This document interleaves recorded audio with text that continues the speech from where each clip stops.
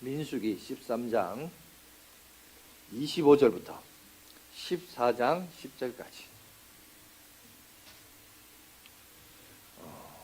구약성경 217쪽이 되겠습니다. 자, 찾으셨으면 제가 봉독해 드리도록 하겠습니다. 40일 동안 땅을 정탐하기를 마치고 돌아와 바란 광야 가데스에 이르러 모세와 아론과 이스라엘 자손의 온 회중에게 나와 그들에게 보고하여 그 땅의 과일을 보이고 모세에게 말하여 이르되 당신이 우리에게 보낸 땅에 간즉 과연 그 땅에 젖과 꿀이 흐르는데 이것은 그 땅의 과일이니이다. 그러나 그 땅 거주민은 강하고 성읍은 견고하고 심이 클 뿐 아니라 거기서 아낙 자손을 보았으며 아말렉인은 남방 땅에 거주하고 헷인은 여부시인과 아모리인은 산지에 거주하고 가나안인은 해변과 요단가에 거주하더이다. 갈렙이 모세 앞에 백성을 조용하게 하고 이르되 우리가 곧 올라가서 그 땅을 취하자 능히 이기라 하나 그와 함께 올라갔던 사람들은 이르되 우리는 능히 올라가서 그 백성을 치지 못하리라. 그들은 우리보다 강하니라 하고 이스라엘 자손 앞에서 그 정탐한 땅을 악평하여 이르되 우리가 두루 다니는 정탐한 땅은 그 거주민을 삼키는 땅이요 거기서 본 모든 백성은 신장이 장대한 자들이라며 거기서 네피림 후손인 아낙 자손의 거인들을 보았나니 우리는 스스로 보기에도 메뚜기 같으니 그들이 보기에도 그와 같았을 것이니라. 온 회중이 소리 높여 부르짖으며 백성이 밤새도록 통곡하였더라. 이스라엘 자손이 다 모세와 아론을 원망하여 온 회중이 그들에게 이르되 우리가 애굽 땅에서 죽었거나 이 광야에서 죽었으면 좋았을 것을 어찌하여 여호와가 우리를 그 땅으로 인도하여 칼에 쓰러지게 하려 하는가.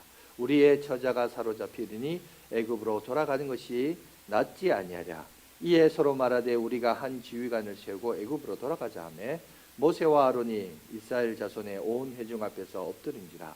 그 땅에 정탐한 자 중 눈의 아들 여호수아와 여분네의 아들 갈렙이 자기의 옷을 찢고 이스라엘 자손의 온 회중에게 말하여 이르되 우리가 두루 다니며 정탐한 땅은 심히 아름다운 땅이라. 여호와께서 우리를 기뻐하시면 우리를 그 땅으로 인도하여 들이시고 그 땅을 우리에게 주시리라. 이는 과연 젖과 꿀이 흐르는 땅이니라. 다만 여호와를 거역하지 말라. 또 그 땅 백성을 두려워하지 말라. 그들은 우리의 먹이라. 그들의 보호자는 그들에게서 떠났고 여호와는 우리와 함께 하시느니라. 그들을 두려워하지 말라 하나 온 회중이 그들을 돌로 치려 하는 때에 그때 여호와의 영광이 회막에서 이스라엘 모든 자손에게 나타나시니라. 자, 오늘은 세계관의 중요성이다 라는 말씀으로 함께 은혜를 갖도록 하겠습니다. 여러분, 지난주 우리 수요일부터 이제 또 민수기 강해가 시작이 되었습니다. 그래서 이 민수기 강해를 들어가게 되었는데요. 그래서 이제 주일날에는 좀 물론 수요 예배 나오시고 또 영상으로 참여하시는 분들도 계시지만 우리 교회가 또 뭐 이렇게 말씀을 나눌 때 이런 것들 하면 한 번씩 제가 강해를 하죠. 그래서 오늘은 또 민수기 강해 중에 가장 민수기 중에 핵심되는 것, 그것은 어쩌면 그 민수기에 소개되어 있는 사건 가운데 그들의 삶의 전환점이나 대전환이 되는 사건, 그게 바로 가데스 바네아 바란 광야에서 일어난 사건을 잠깐 한번 소개하면서 왜 이걸 소개하느냐. 여러분, 우리도 우리의 인생길을 비유로 많이 합니다. 성경은 뭐라 하냐, 광야 생활로, 광야길의 인생으로 우리가 비유를 많이 하죠. 그래서 이 광야길의 인생을 살아가는 우리들에게 진정한 이 광야의 인생길에서 우리는 어떤 삶을 살 것인가, 이거에 대해서 한번 살펴보는 그런 시간을 갖도록 하겠습니다. 그래서 오늘 이 본문은 시내산에서 출애굽을 하고 3개월 만에 시내산 도착하고 시내산에서 약 한 1년 11개월 한 20일 정도 된 것 같아요. 한 약 1년 정도의 정죄하였다가 이제 약속의 땅을 향하여 갑니다. 가서 여러분 40일을 정탐합니다. 그리고 돌아왔죠. 그러면 보통 한 1년 전체적으로 출애굽한 지가 1년 한 5개월에서 6개월 정도 되는 시간이었습니다. 자, 그때 일어난 사건입니다. 그때 일어난 사건을 오늘 우리에게 얘기하고 있는데, 가만히 보니까 한번 보십시오. 국가라고 하는 것, 이 국가를 형성하는 과정에 있어서 3요소가 있습니다. 첫 번째, 국민이 있어야 되죠. 국가를 형성하려면 국민이 있어야 되고, 두 번째, 주권이 있어야 됩니다. 자, 민주주의의 주권은 국민에게 있습니다. 여기에는 종교적인 내용이 없죠. 그래서 주권이 국민에게 있습니다. 그러나 오늘 모세 시대에 이스라엘은 민주주의가 아니라 신정정치입니다. 하나님이 다스리는 거죠. 그래서 신정정치에 있어서의 주권은 누구냐? 하나님입니다. 하나님이 말씀하시고 그 말씀하신 것을 순종하며 살아가는 것이 이스라엘 백성들의 본연의 모습이었습니다. 그래서 그곳에서 뭘 짓죠? 하나님과 영원한 교제를 하기 위한 성막을 제작을 해요. 그래서 한 1년이 걸립니다. 율법도 수여받습니다. 율법, 다시 말해서 헌법이죠. 국가가 어떤 조직을 하고 움직이기 위하여 헌법이 있어야 할 수 있듯이, 그래서 국민, 주권, 헌법이, 율법이 수여받고, 이제 마지막 3요소 하나가 뭐냐? 그건 바로 땅이 있어야 되죠. 국가가 되려면 땅이 없는데 나라가 존재할 수 없죠. 그래서 그 영토를 차지하기 위한, 그래서 오늘 본문도 결국은 하나님께서 허락하신 가나안 땅을 차지하기 위하여 이들이 정탐하는 사건을 오늘 우리 가운데 소개하고 있습니다. 자, 그런데 여기서 이제 주목해야 될 것은 뭐냐? 이 정탐을 할 때 민수기 13장 2절에 이것을 시작하고 있거든요. 거기를 잠깐 한번 보여주시면 이렇게 되어 있습니다. 우리 다 같이 한번 읽어볼까요? 시작. 사람을 보내어 내가 이스라엘 자손에게 뭐 한다? 주는, 그죠? 여기까지 봅시다. 내가 이스라엘 자손에게 뭐 했다고요? 주는. 하나님이 지금 뭐 하고 있는 거예요? 내가 이 땅을 주겠다는 거예요? 안 주겠다는 거예요? 주겠다는 거예요. 주겠다는 거니까 쉽게 말해서 이겁니다. 이 전쟁은 어떤 전쟁이냐? 우리가 주의 말씀에 순종만 하면 어떻게 된다? 이기는 전쟁, 얻는 전쟁, 땅을 차지할 수 있는 전쟁이었다. 이 얘기를 오늘 성경은 우리 가운데 분명히 얘기할 수 있습니다. 그런데 이거를, 자, 오늘 우리가 세계관이라고 했죠. 그래서 조금 다른 관점으로 봅시다.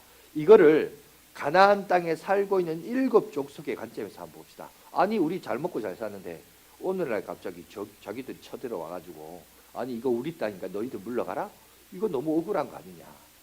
그러니까 보세요. 세계관은 무엇을 어떻게 바라볼 것이냐. 똑같은 현상과 똑같은 상황 앞에 어떤 관점으로 이렇게 볼 것이냐 저렇게 볼 것이냐, 관점에 따라 해석이 바뀌어진다. 그래서 보는 눈이 중요하다.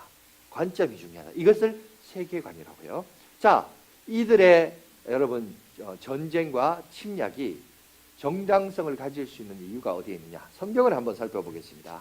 창세기 13장 14절에서 15절입니다. 다 같이 읽겠습니다. 시작. 롯이 아브람을 떠난 후에 여호와께서 아브람에게 이르시되 너는 눈을 들어 너 있는 곳에서 북쪽과 남쪽 그리고 동쪽과 서쪽을 바라보라. 보이는 땅을 내가 너와 너의 자손에게 주리니 영원히 이르리라. 하나님은 믿음의 조상 아브람에게 이미 약속하셨습니다. 지금은 네가 이 땅의 나그네다. 그러니 지금은 허락하지 아니한다. 그러나 나중에 그 땅을 차지하겠더니 하나님과 언약하시고 약속하십니다. 지금은 그 땅의 나그네인데 나중에 줄 것이다. 그러면 왜 지금 안 주고 나중에 줄까요? 그 이유가 창세기 15장 13절에서 16절에 나와 있습니다. 자, 다 같이 한번 읽겠습니다. 시작. 여호와께서 아브라함에게 이르시되 너는 반드시 알라. 내 자손이 이방인에서 객이 되어 그들을 섬기겠고 그들은 400년 동안 내 자손을 괴롭히리니 그들이 섬기는 날을 내가 징벌할지며 그 후에 내 자손이 큰 재물을 이끌고 나오리라. 너는 장수하다가 평안히 조상에게로 돌아가야 장사될 것이요 자손은 4대 만에 이 땅에 돌아오리니 이는 아모리 족속의 제약이 아직 가득 차지 아니함이니라 하시더니, 여기 보니까 하나님께서 이스라엘 백성들에게 아브라함 그 시대에 주지 않고 후대에 주신 이유를 얘기합니다. 뭐라고요? 제약이 아직 가득 차지 아니했다라고 얘기해요. 그러니까 모세 시대 때 이스라엘 백성들은 그 땅을 7 족속을 차지하는데 그 7 족속을 차지하는 이유는 뭐냐? 그 땅에 제약이 가득했기 때문에 그렇다고 합니다. 아니 도대체 어떤 제약이 가득했길래 하나님께서 이스라엘 백성을 들어서 그 땅을 심판하는 도구로서 이스라엘 백성을 사용하시느냐. 우리가 이것을 묵상을 해볼 필요가 있습니다. 그런데 그 당시 그 나라를 들어가 보니까 그런 거예요. 몰렉이라는 신이 있습니다. 이 몰렉이라는 신을 제사를 드리는데 그 제사를 드릴 때 동물로 제사를 드리고 않고 인신공양이에요. 사람을 제물로 바쳐요. 근데 그 제물이 누구냐? 그게 자기 자식이에요. 야, 뭐 도대체 그 신에게 무슨 복을 받기를 원하는지 모르겠는데 도대체 얼마나 큰 복을 받으려고 자기 새끼를, 자기 자식을 제물로 바치겠습니까? 이런 끔찍한 일을 자행했던 나라가 바로 그때 당시 가나안 7족속이었던 거예요. 그러니 하나님께서 이들을 징벌하시고 심판하시기 위하여 여러분 그들을 이스라엘 백성들을 들어서 그들을 여러분 내쫓으신 거예요. 멸하신 거예요. 그러니까 7족속은 불쌍한 가나안 7족속이 아니라 심판의 대상으로서 7족속으로 오늘 우리 가운데 얘기하고 있다는 거예요. 그래서 이들은 하나님의 정의와 하나님의 공의라는 이름으로 여러분 약속의 땅에 들어가서 그 전쟁을 치르는 모습을 보게 됩니다. 여러분 마찬가지입니다. 지금도 우리가 볼 때 지금 이 지구촌에 현존하는 유일한 분단 국가로 남아있는 지금 남한과 북한을 한번 봅시다. 여러분 북한을 우리가 이렇게 바라면서 참 불쌍하고 그래서 우리가 도와줘야 될 국가로 바라볼 것이냐, 그렇게 바라보는 사람들이 있어요. 우리 남한에. 그죠? 반대로 저 악한 김정은 정권을 몰아내고 그죠? 어떻게 하든지 통일 국가로 만들어야 된다, 이렇게 바라보는 사람들도 있습니다. 아무쪼록 어찌됐든지 간에 서로 어떤 한 나라를 바라보는 관점도 보면 서로 다른 관점, 서로 다른 세계관으로 바라봐요. 제일 좋은 시나리오는 사실 북한의 어떤 한 사람이 쿠데타를 일으켜서 그죠? 자기들끼리 싸우다가 도저히 안 돼서 우리가 도와달라 그래서 우리가 남한이 짜자잔 해결하면서 평화롭게 뭔가 시나리오가 만들면 제일 좋은 시나리오인데 그건 우리의 희망사항이고, 전쟁을 치러도 참 안타깝습니다. 왜냐하면 전쟁을 치르면 그만큼 또 우리도 피해가 입을 수 있어요. 전쟁이라고 하는 것 자체가. 그죠? 상대방에만 피해를 입히지 않기 때문에. 그래서 어쩌면 지금의 휴전 상태도 최고의 방법 중에 하나라고 생각하는 사람도 있습니다. 어찌되었든지 보세요. 사람이 어떤 주제나 어떤 환경이나 어떤 나라나 어떤 상황에 대해서 평가할 때 각자 자기가 바라보는 눈이 있어요. 그걸 해석하는 방식이 있어요. 그걸 뭐라고 하느냐? 세계관이라고 합니다. 어떤 눈으로 바라볼 것이냐, 어떤 시야로. 그리고 여러분 그게 왜 오늘 설교 제목이냐? 왜냐하면 어떤 눈으로 바라보는 것은 나중에 뭐가 있어요? 그 사람의 인생관과 그 사람의 가치관에 영향력을 있게 되어 있고, 그리고 그것이 나중에 그 사람의 그리고 그 나라의 운명을 좌우합니다. 오늘 성경에 특히 민수기에서 소개되어 있는 가데스 바네아 사건은 바로 세계관, 약속의 땅 가나안 땅을 지금 12명의 정탐꾼이 40일 동안 정탐하고 돌아왔는데 그 12명이 어떤 시각을 보느냐?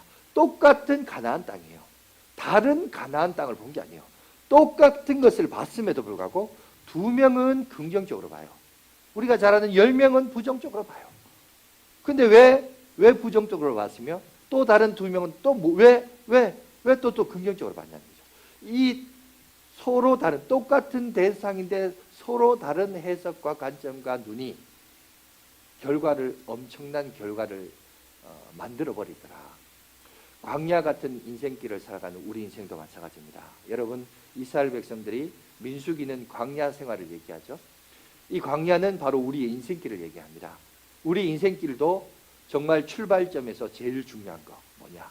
내가 무슨 안경을 끼고 내가 무슨 눈으로 어떤 관점으로 어떤 세계관으로 세상을 바라볼 것이냐, 이게 중요해요.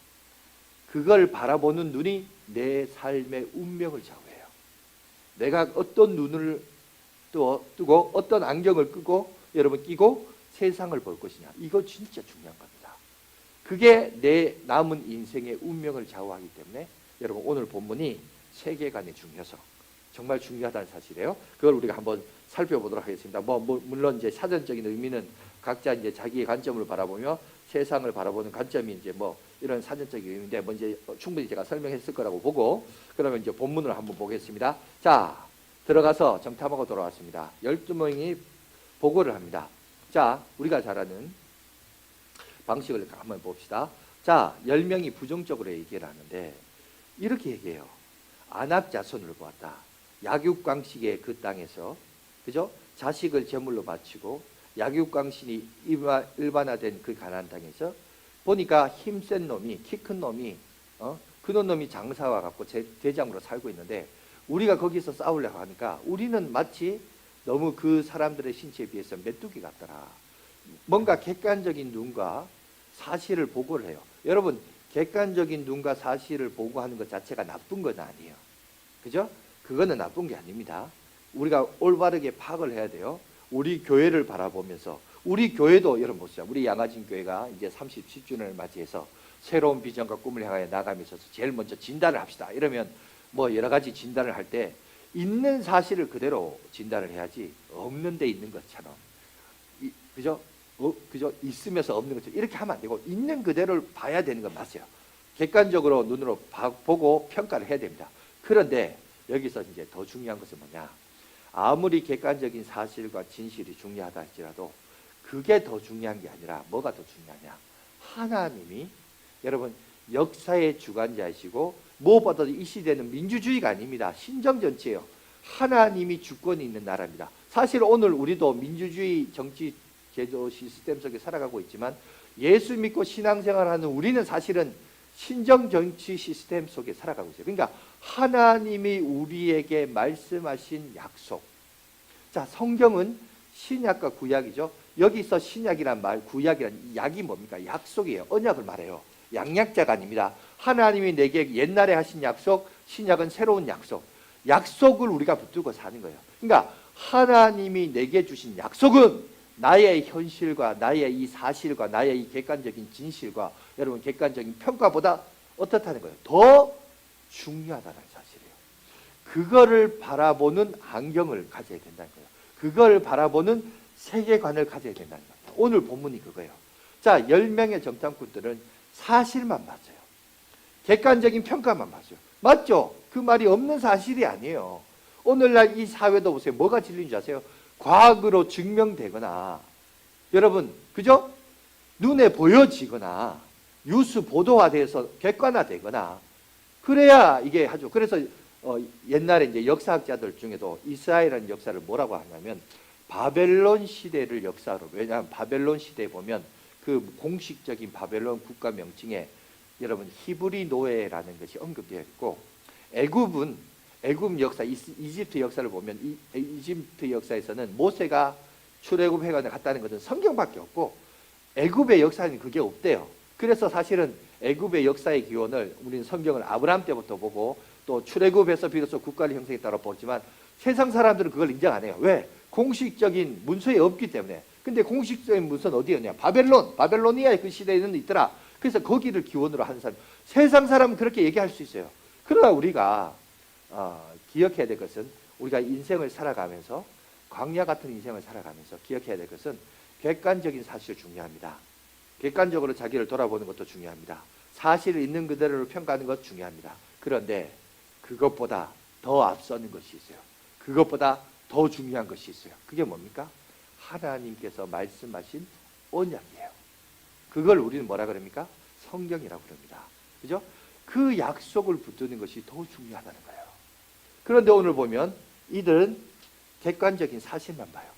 그리고 회중들은 여러분 믿음의 논리가 아니라, 믿음의 방식이 아니라 사람의 숫자의 방식에 의해서 10대 2죠. 투표를 해보니까 민주주의 방식으로 보니까 2명은 긍정적이고 10명은 부정적이에요.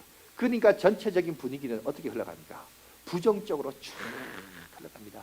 하룻밤 사이 밤새 내내 웁니다. 왜 하나님이 우리를 여기까지 인도해서 광야에 여기까지 살다가, 아니면 애굽에 종노릇 하다가 죽었으면 나을 것을, 왜 하나님이 여기까지 인도해줘서 우리의 처자식이 종으로 끌려가서 그렇게 노예로 살도록 하나님께서 우리를 이렇게 운명적으로 하면, 전쟁도 치르기도 전에 결과가 나와요. 우리는 졌다. 그래서 우리 처자식은 이 땅에 노예로 살 것이다. 이런 얘기를 하냐는 거죠. 참 안타깝습니다. 자, 오늘 여기서 기억해야 될 것은 뭡니까? 우리가 객관적인 눈을 가지는 것 중요해요. 객관적으로 우리 나를 돌아보고 우리 가정을 돌아보고 우리 교회를 평가하는 것 중요해요. 그런데 그것만이 전부가 아닙니다. 그것보다는 더 중요한 게 뭐냐? 하나님이 우리에게 말씀하시고 하나님이 우리에게 여러분 약속하신 약속의 음성에 귀를 기우는 것이 더 중요하다는 사실입니다. 믿습니까? 여러분, 현실 앞에 넘어지지 마십시오. 객관적인 사실 앞에 좌충우돌하지 마십시오. 여러분, 우리는 하나님의 언약을 붙드는 거예요. 여러분, 지금 민수기가 어디서 생활한다고요? 광야예요. 여러분, 광야, 말이 광야지 광야가 어디예요? 사막이잖아요. 모래밖에 없는, 모래밖에 없는 그런 세상이 거기에 무슨 희망이 있고, 모래밖에 없는 그런 현실에 무슨 거기에 희망이 있겠습니까? 그런데 우리는 그런 현실을 살아가면서 우리는 뭘 바라보는 거야? 약속 붙들고 살아가는 백성들이에요. 하나님이 내게 약속하신 것 붙들고 사는 인생이에요. 인간은 약속한 것 취소하고 어기지만 하나님은 하나님의 입에서 말씀하신 약속은 반드시 지키시는 분이십니다. 믿습니까? 여러분, 그렇기 때문에 우리가 하나님을 믿는다는 것은 하나님이 말씀하신 말씀을 믿는다는 것이고, 말씀은 뭐예요? 그것은 곧 우리 하나님의 말씀인 성경이죠. 우리가 성경을 믿고 그 언약을 믿고 나가면 우리가 넉넉히 이기고 승리할 줄 믿습니다. 그런데 문제는 뭐냐? 10명은 부정적으로 말하고 유일하게 두 사람, 여호수아와 갈렙만이 거기는 심히 아름다운 땅이다, 하나님이 우리를 기뻐하시면 그들은 우리의 밥이다, 안악 자손을 무서워하지 마라, 현실에 불신을 갖지 말고 긍정적인, 여러분, 그죠? 믿음을 가져라. 지금 가나안 땅을 바라보는 객관적인, 여러분, 그 현실은 똑같으나 그것을 바라보는 두 개의 해석이 공존하고 있더라는 거예요. 여러분, 오늘날 우리가 살고 있는 이 신앙도 마찬가지예요. 똑같이 두 개의 세계가 공존하고 있어요. 객관적인 사실은 하나나 그거를 바라보고 해석하는 관점이 달라요. 아니, 두 개, 아니 세 개, 네 개 이상도 될 수 있습니다. 중요한 것은 뭐냐? 자, 10명의 숫자의 논리에 의해서 이스라엘 백성들의 분위기가, 여러분, 부정적인 분위기로 급속하게 전염성이 확대됩니다. 불과 하룻밤 사이에 그 전염성이 확대해버려요. 그래서 그들이 어디 가냐? 밤새 울부짖다가 내린 결론이 성경에 등장합니다. 그 결론이 뭐냐? 14장 4절에 이렇게 얘기합니다. 한번 보여주시죠. 우리 다 같이 읽겠습니다. 시작. 이에 서로 말하되 우리가 한 주의관을 세우고 애굽으로 돌아가자 하며. 여러분, 그들이 밤새 울면서 나름 솔루션이라고 제공을 하는데 그게 뭐냐? 애굽으로 돌아가자라는 것입니다. 여러분, 이거를 우리가 한번 생각을 해봅시다. 그동안 하나님께서 이스라엘 백성들을 애굽에서 건지시기 위해서 그냥 건진 게 아니죠. 여러분, 어쩌면 가나안 땅보다 더 대제국인 애굽의 그 왕을 설득시키고 그들을 보내기 위해서 거기에 10가지의 피계, 입파, 악독, 우매, 흑장 이래가지고 10가지의 재앙이 내렸어요. 그제서야 여러분 바로가 설득을 당하고 이스라엘 백성들을 내보냅니다. 여러분, 우리가 인생길을 살아가다가 한 번씩 그런 생각하지 않아요? 모세의 시대를 보면서 내 인생에 이 피계, 입파, 악독, 우매, 흑장 10가지 중에 하나만 있어도 나 하나님 믿겠다, 나 신앙 갖겠다, 이런 생각 가진 적 없어요? 여러분, 가다가 홍해길이 가로막혀 있어요. 홍해길이 열려지는 기적을 체험합니다. 열려져서 건너기만 했습니까? 그 뒤에 따라왔던 애국 병사들은 다 수장 당해 죽었습니다. 여러분, 우리가 내 인생에서 이런 일 한번 일어나면 나 하나님 믿겠다 이런 생각하지 않아요? 심지어 광야길을 가다가 목말라서 부르짖습니다. 물을 달라고 막 부르짖어요. 그런데 부르짖자 하나님이 물을 또 주셔요. 밤에는 불기둥, 낮에는 구름기둥. 여러분, 여러 가지 해석과 이유가 있겠지만 왜 불기둥과 구름기둥이냐? 사막은요 고온 건조입니다. 그런데 낮에 구름이 수분이 있어서 여러분 해를 가려요. 온도가 적당해요. 밤에는요 고온 건조는요 해석 상대적으로 기온차가 큽니다. 수분이 없기 때문에 여러분 온도가 확 떨어집니다. 확 떨어지면 어떻게 되냐? 추워요. 근데 하나님이 불기둥 가운데 임하시네. 그러니까 적당한 온도로 하나님이 그 광야에서 인도하시는 거예요. 여러분, 우리가 딴 건 다 몰라도 구름기둥, 불기둥 이것만 경험해도 여러분 우리가 우리의 신앙에 눈을 뜨지 않겠어요? 아니, 먹을 거, 사막에 먹을 게 뭐 있어요? 그런데 만나를 또 주시네. 여러분, 이걸 경험해 보면 야, 나 하나님 믿고 신앙생활 잘하겠다 이런 생각 할 거 아니에요? 그런데 지난 1년 5개월 6개월 동안 하나님께서 먹이시고 입히시고 이적과 기사를 다 행하셨는데 지금 당장 현실이 가나안 땅에 안악 자손이 있다. 전쟁을 치러야 되는데 아이고야, 이거 우리가 이기겠어? 당장 하나님이 우리가 상식적으로 생각해 보면 그동안 자기들이 그것도 어디 뭐 30년 전, 그죠? 20년 전 이야기도 아니에요. 불과 1년 6개월 전이었어요. 1, 2년 전 이야기 아니에요? 그 사건을 자기들이 한번 경험했다면 하나님께서 가나안 땅도 그렇게 역사하시고 해결해 주시고 문제를 넓혀 주시고 이끌어 주시겠다. 이런 믿음이 안 생기나? 이러면서 우리가 이제 성경을 보겠죠. 그런데 여러분 더 놀라운 사실은 뭔지 아세요? 여러분, 우리는 21세기 살아가는 우리는 모세 시대보다 더 큰 이적을 경험한 사람이에요. 왠지 아세요? 모세가 했던 모든 이적은요, 다 그림자예요. 그림자. 유치원생들이야 경험하는 거예요. 그럼 우리가 기적한 거 뭐냐? 2000년 전에 여러분 그 실제신 예수님이 우리 가운데 오셨고, 그분이 여러분 하늘의 모든 비밀을 알려주셨으며 우리를 위하여 십자가에 죽으시고 3일 만에 부활하시고, 그래서 지난주 우리 부활절도 했잖아요. 그렇죠? 그렇으면 우리는 사실은 모세 시대는 그림자예요. 그러나 우리가 살고 있는 이 시대는 그 실체를 붙들고 기억하고 살아가고 있어요. 그런데 왜 우리는 모세 시대처럼 감격이 없을까? 모세가 경험했던 그 기적 가운데 하나를 우리가 경험하면 나 신앙생활 예수 똑바로 믿겠는데 이런 생각할까? 여러분 왠지 아세요? 똑같아요. 이스라엘 백성하고 똑같아요. 여러분 기적도요 늘 매일매일 되고 만나도요 매일매일 먹으면요 어떤 음식도 하나만 계속 먹어보세요. 진리입니다. 맨날 교회 오면 예수, 십자가, 구원, 할렐루야, 아멘, 맨날 그런 얘기만 해. 천국 뭐 이래. 그러니까 사람들이 처음 예수 믿을 때는 감격이 있어요. 근데 나중에 시간이 지나면서 보세요.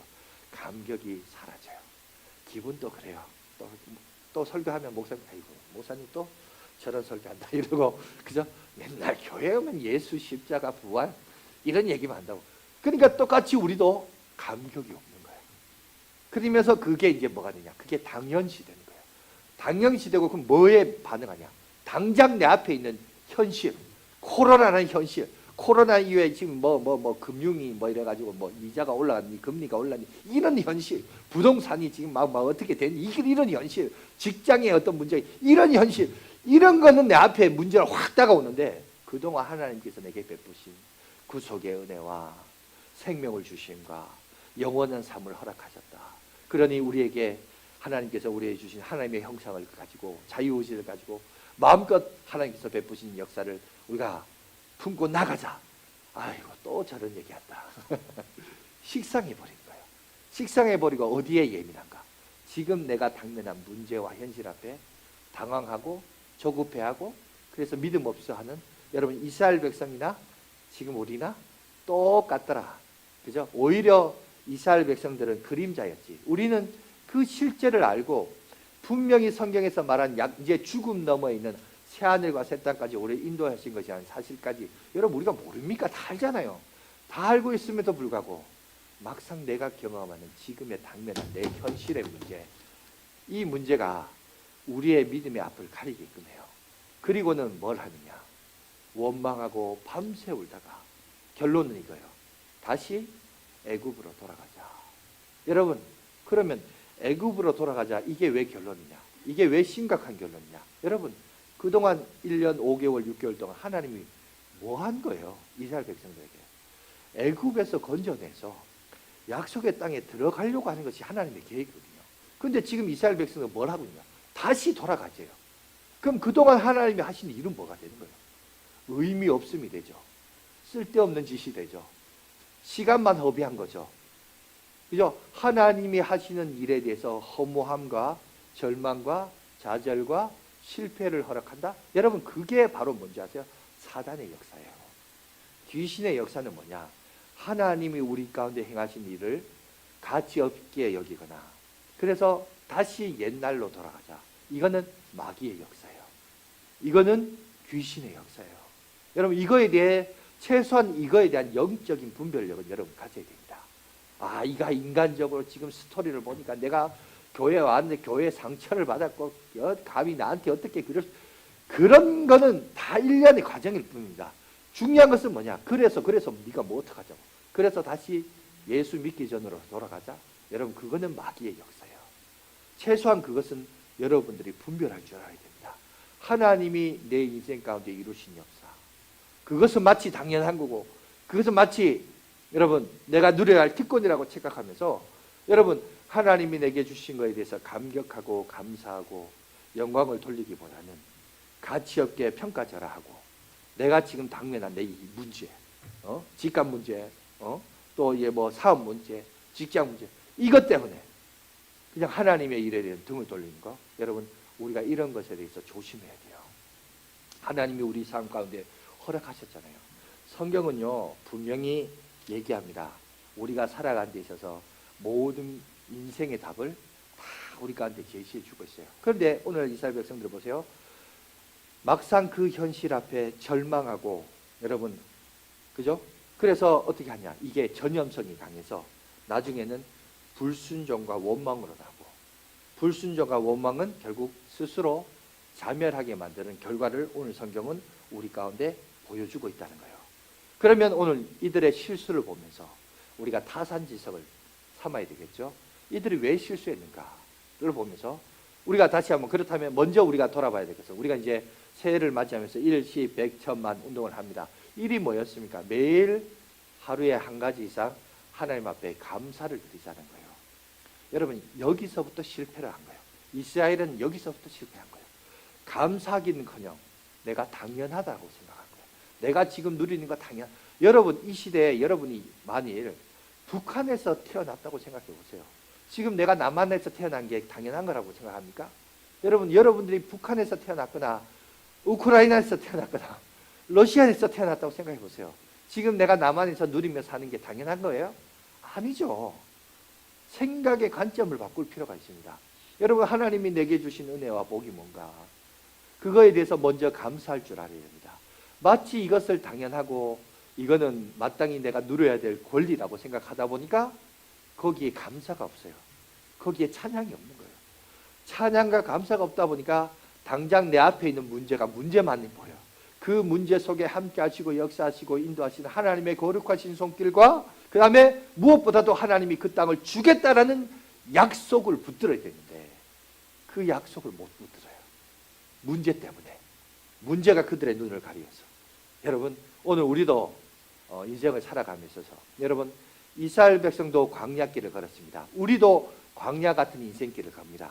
이 광야 같은 인생길에 어떤 눈을 가져야 될 것이냐, 어떤 세계관으로 세상을 바라볼 것이냐. 똑같은 세상입니다. 똑같은 세상이에요. 그죠? 똑같은 가나안 땅인데 바라보는 관점이 다르다는 거예요. 문제는 그 관점이 그 사람들의 운명을 좌우하더라는 겁니다.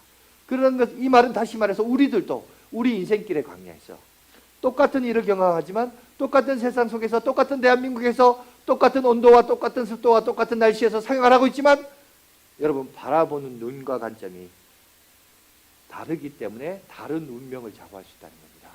그게 나의 삶이 될 수 있고 내 가정이 될 수 있고 우리 교회가 될 수 있다는 거예요. 그러면 여러분, 우리가 어떤 관점을 바라봐야 될 것인지를 다시 한번 바라봤으면 좋겠고요. 그래서 나중에 봅시다. 14장 24절에 결론을 봅시다. 그래서 그 결과가 어떻게 되느냐. 24절에 이렇게 얘기합니다. 다 같이 읽겠습니다. 시작. 그러나 내 종 갈렙은 그 마음이 그들과 달라서 나를 온전히 따랐은즉 그가 갔던 땅으로 내가 그를 인도하여 드리니 그의 자손이 그 땅을 차지하리라. 다 죽어요. 다 죽지만 오직 모세도 죽습니다. 여호수아와 갈렙만이 그 땅을 차지하도록 하나님께서 허락하신 거예요. 그죠? 모든 사람들이 다 부정했으나 오직 여호수아 갈렙이 여러분 그들에게 허락했고, 그들이 밟는 땅이 결국 그 땅이 주인이 되었더라라고 오늘 성경은 오늘 우리 가운데 얘기하고 있습니다. 자, 이 얘기가 너무 전쟁의 이야기니까 우리가 전쟁의 세대는 아니잖아요. 그래서 잘 모릅니다. 현장감으로 와닿지 못하고 또 좀 이 당시 경험했던 시대가 우리나라 역사로 비교해 봤을 때 너무 먼 거리라서 와닿지 않아서 제가 설교 예화를 영상으로 하나 준비했습니다. 이찬수 목사님이 영상으로 설교한 예화가 하나 있는데 이게 오늘 본문하고 좀 적절한 예화가 될 것 같다 싶어서 잠깐 한번 하도록 하겠는데, 뭐냐면은 일단 영상 한번 보여주십시오. 클릭. 최근에 어떤 청년이 저한테 이메일을 보내왔는데 제가 참 기뻤습니다. 이 청년이 자기를 소개하기를 초신자래요. 자, 편지 내용을 한번 들어보십시오. 저는 원래 30살 청년이고 교회는 2년 정도 다닌 초신자입니다. 이전에는 어려서부터 술과 유흥 문화에 빠져 살았지만 주님의 사랑으로 많은 가치관의 변화를 경험하고 있습니다. 세상이, 이 청년이 예수 믿은 지 2년 된 청년이 지금 핵심을 말합니다. 가치관이 지금 변화되었다는 거예요. 그 다음 보세요. 많은 은혜 중에 처음 1년간 기도 제목이었던 배우자를 만나게 해달라는 기도에도 응답받았습니다. 그 친구는 아쉽게도 기독교인이 아닙니다. 이러한 이유가 핑계가 되어서 지금까지도 마음이 흔들리기는 하지만 하나님이 주신 배우자이고 언젠가는 주님을 섬길 것이라는 막연한 믿음도 갖고 있습니다. 그 다음 대목이 참 저를 감동하게 했는데 한번 들어보세요. 그러던 어느 날 주님이 만남의 축복을 허락해 주셔서 한 친구를 만나게 해주셨는데 혼전 성결에 관해서 생각해 볼 수 있는 계기가 되었습니다. 좋은 믿음의 어떤 친구를 만나서 가치관에 대하여, 기독교적인 가치관에 대해서 이 사람이 눈을 뜨기 시작한 거예요. 그래서 이제 그 편지의 요지가 뭐냐면 저에게 질문을 한 거예요. 목사님, 제가 이래서 예수 믿은 지 2년 되고 세상의 이 혼전 순교를 무시하는 가치관을 자기가 그동안 갖고 있다가 이제 이 가치관이 바뀌어졌는데 그런 차원에서 지금 원래 여자친구하고 여행을 가기로 약속이 돼 있다는 거예요. 예수 안 믿는 젊은 사람들이 이게 무슨 갈등입니까? 그냥 여행 가서 거기서 성적인 관계를 가지고 이런 것들이 뭐 다반사로 일어나는 일 아닙니까? 근데 이제 이 청년이 신앙적인 가치관이 들어와서 갈등을 겪어서 저에게 이게 괜찮은지 문의를 하려고 메일이 온 거예요. 제가 이 청년에게 이렇게 답을 보냈습니다. 안녕하세요. 가치관이 호도된 이 세상을 살아가는 것 자체가 아픔입니다. 그래서 고뇌하며 살아야 하는 것이 이 세상 같습니다. 그런데 믿은 지 2년밖에 안 된 청년에게서 이런 고뇌가 발견되니 고마운 마음이네요. 우선 정답을 말씀드리자면 여행은 가지 않는 것이 좋겠습니다. 기독교적인 가치관은 더 좋은 것을 지켜내고 얻기 위하여 인내할 것을 많이 강조합니다. 결혼할 배우자가 그만큼 소중한 존재이기에 성적인 충동을 참고 이겨내는 것은 가치 있는 일이라 생각합니다. 그것이 상대방을 배려하는 것이기도 하고요. 단, 상대방 자매도 그것이 자기를 존중하는 것임을 잘 설명해야 되겠지요. 저도 형제를 위해 잠깐이라도 기도할게요. 그렇게 답을 보냈습니다. 좀 있다가 바로 이 형제가 답이 왔습니다. 이렇게 답이 왔습니다. 안녕하세요. 우린 주로 이렇게 인사를 나눕니다. 일전에 여자친구와 여행, 관로하고 혼전 순결에 관해 고민하던 30세 청년입니다. 다름이 아니라 목사님 조언에 힘을 많이 받고 여행을 취소하게 되었습니다. 결정을 내린 후에도 말 꺼내기가 쉽지 않았지만 하나님이 용기를 주신 것 같습니다. 좀 더 주님께 순종하며 살 수 있도록 노력하겠습니다. 감사합니다. 참 기뻤습니다. 예수 믿은 지 2년밖에 안 되는 청년이지만 그에게 복음이 들어갈 때, 그리고 그 주변에 좋은 만남의 축복, 좋은 친구를 만날 때, 여러분, 이 세상의 가치관은 지금 홍수처럼 밀려와요. 텔레비전을 켜면, 인터넷 들어가면, 소설을 읽고 신문을 펼치면 끊임없는 세상 가치관이 우리를 덮치는데, 여러분, 그 중에 한 친구가 하나님의 가치관을 설명하는 게 미크란, 얼마나 보잘것없고 초라한 그런 설득이겠냐고요. 그런데 이 젊은이가 그 초라한 말에 영향을 받고 있다는 거예요. 그래서 기쁜 거예요. 여러분, 누구라서 죄 안 짓습니까? 누구라서 실수하지 않습니까? 우리가 과거에 실수로 한 번, 두 번 죄 짓는 거, 그거가 문제 삼지 않을 거라고 저는 믿습니다. 회개한다면은. 중요한 건 뭐예요? 정답을 알고 살자는 거예요. 예, 여기까지입니다. 중요한 것은 뭐냐? 정답을 알고 살자. 여러분, 무슨 얘기냐면 마찬가지입니다.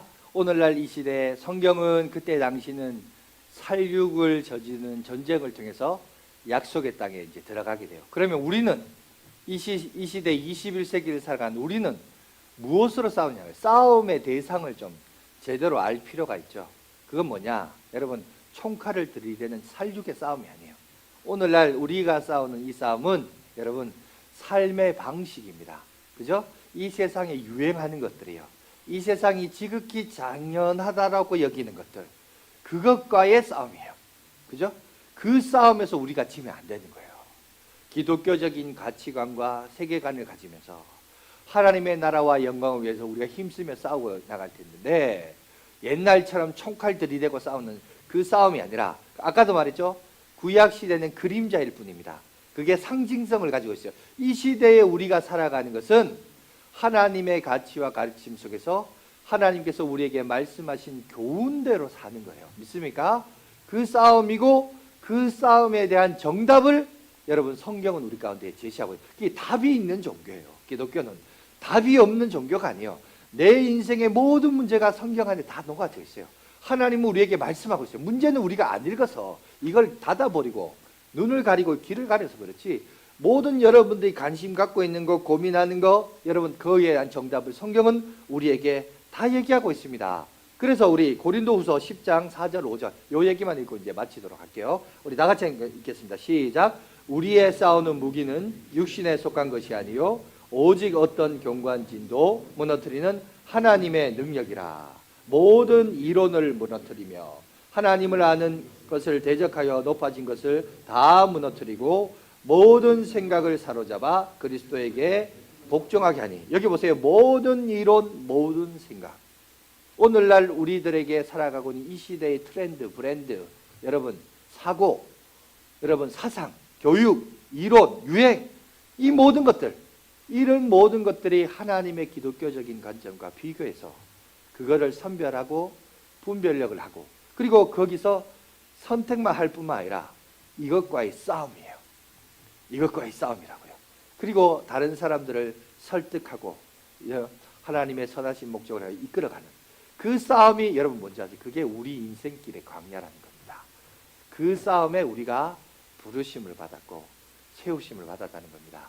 아무쪼록 여러분 이것을 위하여 우리가 타협하고 핑계 대지 마시고 하나님이 나를 향하신 계획 속에서 내가 싸워야 될 싸움이 뭔가. 이 세상은 다 맞다라고 하지만 다 그렇게 살지 않냐고 말하지만 아닙니다. 하나님의 말씀은 우리가 어떻게 살아가야 될지를 분명히 얘기하고 있어요. 분명히 얘기하고 있습니다. 여러분 여기에 눈을 뜨시고 광야 같은 인생길을 우리가 살아가요. 살아가는데 결국 보세요. 어디서부터 출발되는지 아세요? 내가 보는 시점, 시각. 똑같은 세상이나 내가 보는 시점에서부터 이것이 시작이 되어서 거기서부터 내가 가치관이 주어지고 선택이 결정을 하게 됩니다. 그리고 그것이 나중에 여러분 30년, 40년 뒤에는 내 인생의 운명을 좌우하게끔 하나님께서 그 길을, 광야 인생길을 걷게 하게끔 하시다는 사실입니다. 여러분 그렇다면 오늘 우리가 출발선상에 있습니다. 잘못된 출발했으면 그럼 다시 돌아오면 돼요. 회개하고 돌아오고, 자 이제 우리가 다시 한번 하나님의 영적인 영안의 눈을 뜨고 똑같은 이 세상이나 우리가 어떤 눈을 바라보며 살아갈 것이냐. 세계관이 참 중요해요. 세상을 어떻게 볼 것이냐. 하나님이 여러분 중요한 결론은 이겁니다. 하나님이 우리 가운데 함께 하시고 살아계심을 믿습니까? 믿습니까? 믿는다면 하나님이 우리에게 말씀하신 그 말씀도 여러분 믿으시기 바랍니다. 그리고 그 말씀은 성경입니다. 구약과 신약으로 약속된 말씀입니다. 약속은 인간은 약속한 거 안 지키지만 하나님은 반드시 입으로 약속하신 것을 지키시는 분이에요. 우리가 그 약속을 붙들고 산다면 그 약속으로 약속된 축복과 은혜를 우리가 충분히 이 세상을 살아갈 때 누리며 살아갈 줄 믿습니다. 그죠? 여호수아와 갈렙처럼 그 땅을 차지했는데 우리도 이 세상을 살아가면서 우리에게 약속하신 것을 다 지켜 행함으로 복을 누리시고 은혜를 누리시고 승리하며 살아가는 저와 여러분들 되시기를 간절히 바라겠습니다.